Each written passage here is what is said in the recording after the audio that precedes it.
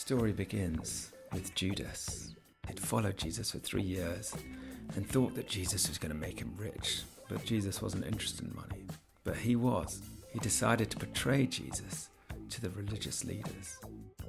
They were very jealous of Jesus because the people seemed to follow Jesus rather than them, so they came up with this cunning plan to kill Jesus. So they paid Judas to give them information about where Jesus could be found when no one would be watching, so they could arrest him in secret. A few hours later, Judas took them to the Garden of Gethsemane. There, Jesus was praying with his disciples. All those disciples were asleep. They found him and they arrested him, and his disciples ran. And they had a trial. They wanted to accuse him of all sorts of things, but they couldn't think what to accuse them, so they made stuff up and they got people to lie. Then they sent him to Pilate. Now Pilate's interesting. He was the Roman governor. He was in charge of all of Judea. And he was there, so if anyone was to be killed, he would give the final order. But Pilate didn't know what to do, so he sent them to Herod.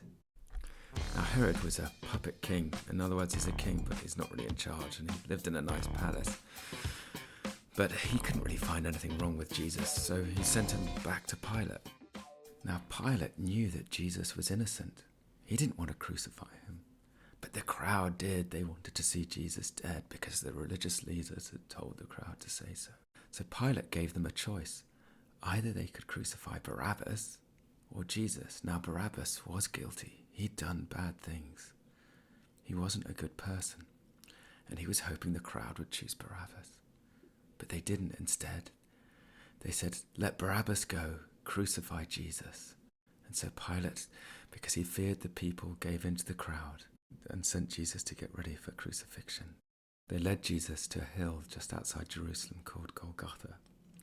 And there Jesus was crucified between two criminals, and he died.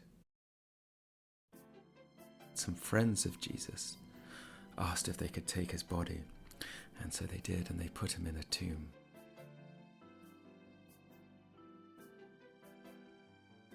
The religious leaders were worried that some people might try to steal Jesus' body.